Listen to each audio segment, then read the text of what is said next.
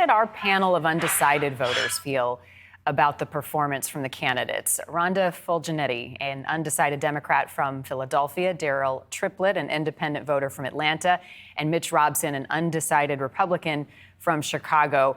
As I sat down to watch the debate last night, I was thinking about the three of you and the conversation that we had about 24 hours ago. Rhonda, I know that immigration and the cost of the wars was a concern of yours, as was the age of President Biden and his mental competency. Mitch, you were concerned about January 6th and Trump's handling and the economy. And Daryll, I know you wanted to hear about crime. Rhonda, let me start with you and the immigration issue. Here's a clip of both of the candidates talking about that issue last night.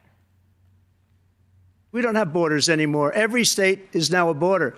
And because of his ridiculous, insane, and very stupid policies, people are coming in and they're killing our citizens at a level that we've never seen. We call it migrant crime.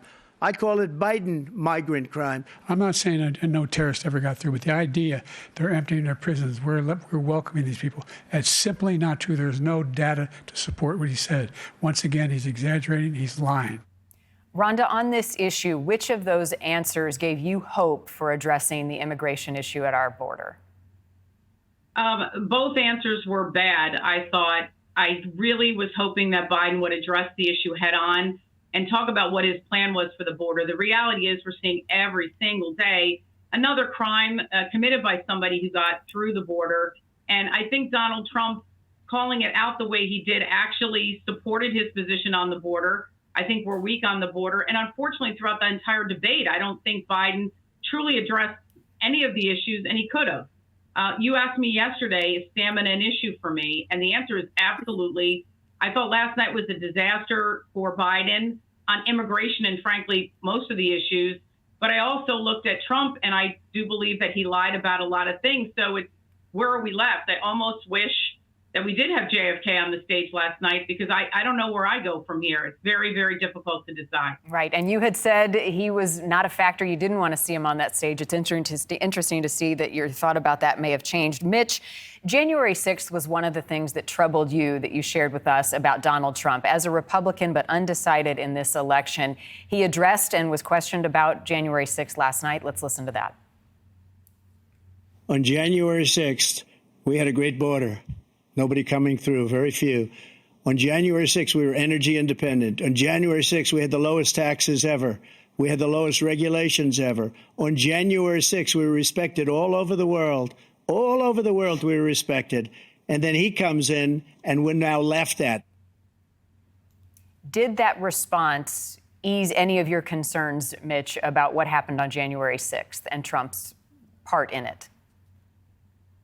Well, it seems like, he also said at a different point in the debate that he would accept the results if the election was free and fair. But I think the problem with that is that isn't an unqualified yes.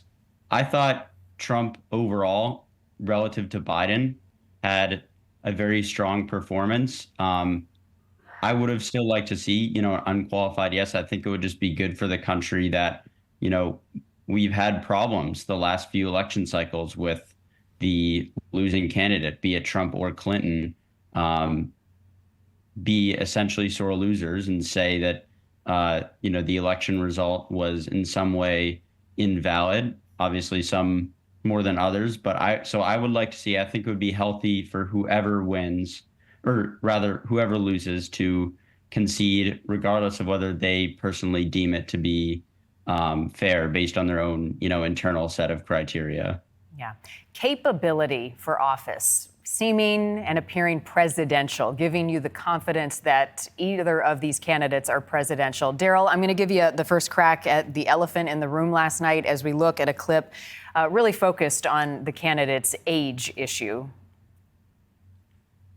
I spent half my career being criticized being the youngest person in politics. I was the second youngest person ever elected to the United States Senate, and now I'm the oldest. This guy's 3 years younger and a lot less competent. The response after the debate was fierce. It was fast. That Biden's age was an issue last night and his mental competency. Daryll, how did you receive his debate performance, and what are your concerns? Listen, I don't know any other way to say this than to be totally honest. I'm a taxpayer, and he sucked. Biden sucked, and it's just that simple. And I think America's seen that yesterday. This is the reason why I'm a strong independent. Trump clearly won that debate. I do a podcast called Ask a Cop, and we talk about staying calm under intense situations like this and stuff like that. And he clearly did not do that.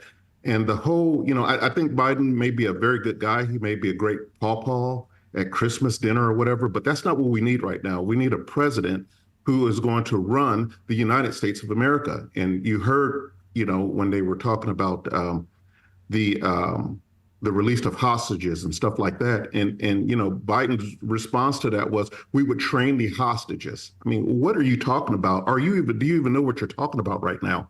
So again, it's a very unfortunate thing for Biden, because if he wanted to remain a strong contender in this race, they should have never done this with Trump, in my opinion.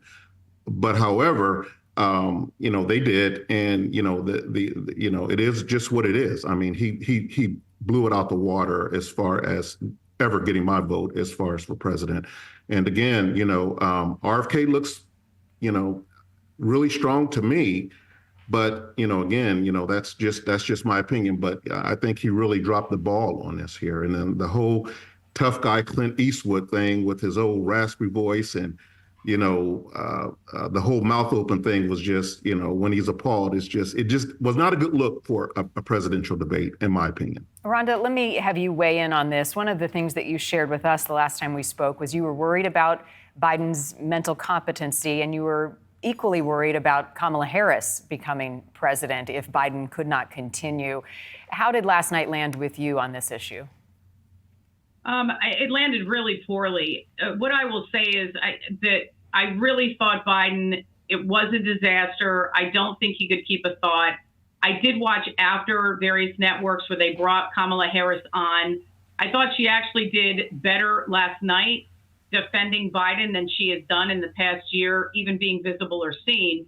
That gave me some hope or confidence. However, I still don't think she can win if they put her on the ticket. With regard to Trump, I know he quote unquote won in a lot of people's mind, but what does that mean? He faked it till he made it. All he had to do was stand there and be confident, which we clearly know he can do. He can talk with confidence, but what came out of his mouth was not accurate. So I'm stuck with thinking I don't have a presidential candidate who I feel is honest on the Trump side, but I also don't have a presidential candidate that I think is fit for office right now, which is a major problem for I think everybody in the country. I think that was the takeaway. And we can all pretend maybe he had a bad night, but we've been all concerned about this for a long time. So I think, in my opinion, the Democratic Party's got to think long and hard about what to do between now and August, and possibly put somebody else on the ticket, because this was nothing short, in my opinion, of a disaster. My co-panelist said he sucked. The word I would use is just sad. I was really sad for the Democratic Party as a whole that we couldn't do better. And I also felt sad that on the Republican side, the other candidate was, although confident, was incapable of telling the truth. If you fact check them, I fact checked at least 47 lies that I caught last night, and it wasn't easy to find them. So that's disturbing. So like I said in the beginning, I don't know what I'm going to do. This is just a scary time in our country when this is the best we have. Yeah. I think the three of us should all run on the panel here, because we would do a better job. Or you, take it over. This is horrible. I don't want that job. Heck no, I don't want that job. Hey, listen, guys, I appreciate it. Safe to say, if the election was held tomorrow, all three of you remain undecided. No good option. Correct. Yeah. I'm leaning towards Trump, like I said before. Right. I'm sorry, but that's the best we've got right now. Mitch, which way? Yeah, after I think last night's performance was cataclysmic for Biden, and it remains to be seen what the Democratic Party is going to do about to, I guess, try to rectify that, given that the primary already happened. But I think after last night, two not great candidates, the golf insults were kind of out of left field. I didn't know what to make of that, but I think at the end of the day, barring some sort of change, I think Trump is the only one out of the two on stage who appears competent, who appears with it fully. Yeah. I'd like to invite the three of you back before the next debate. So that's a little less than 3 months away. We can do this again and see what happens between now and then. I have a feeling it's going to look and feel a lot different. So we'll be reaching out. Thanks to each of you for watching and for taking part in this. I think it's been really enlightening. Have a great day. Thanks, everyone. Have a good day. Yep, you too. Thank you for watching. Go to newsnationnow.com to find NewsNation on your television provider. And don't forget to click the red subscribe button below to get more of NewsNation's fact-driven, unbiased coverage.